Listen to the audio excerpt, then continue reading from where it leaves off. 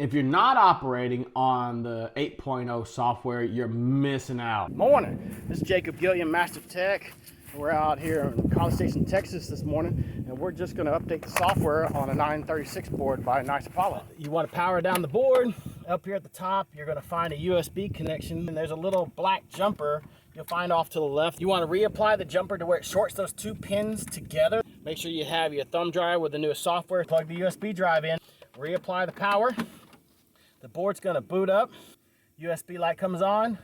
And as soon as it shows you the new software, which we brought it up to date to 8.0, then you're good to go. You can reverse the process. Pull the power, pull the thumb drive, and remove the jumper and put it back on just to retain it on one of the pins out of the two.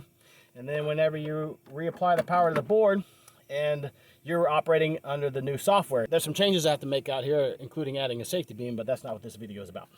If you're not operating on the 8.0 software, you're missing out. They have a new software engineer who's greatly improved on the 936 board firmware. And I won't get into all the details. It's stabilized quite a few things in the software that's been an issue for years. The biggest benefit, they've allowed you to use motor 2 as a standalone primary. Back in the day in the older software, if the motor 1 input got damaged on the board,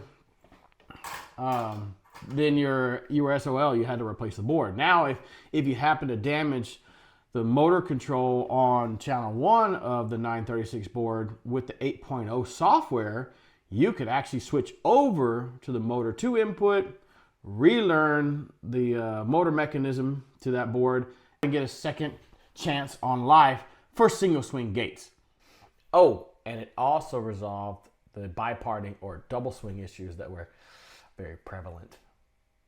And if you're curious about what software you are running on that board right now, just power it down and then power it back up. It'll pop up on the screen momentarily. Just having the option of using the motor 2 input as a primary single swing control is a huge benefit.